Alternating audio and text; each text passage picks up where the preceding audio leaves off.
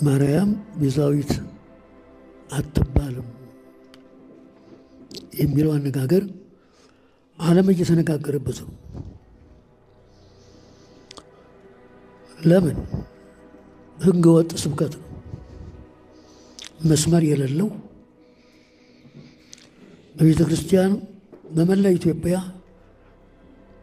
ተነግሮ የማይታወቅ ጊዜን ተመልክተው በጊዜ ለመጠቀም የአጋጣሚ ስብከት እንጂ ጉሳተ ልብ ይባላል። ተሰውረ ሲኖር ጊዜ ያገኘን መስሏቸው ጥፋታቸውን ለመግለጥ አድባራት፣ ገዳማት፣ ሕዝብ፣ ሊቃውንት በከፍተኛ ደረጃ ነው የሚነጋገርበት። ስለዚህም በተመለከተ ጥቂት አስታውሳለሁ።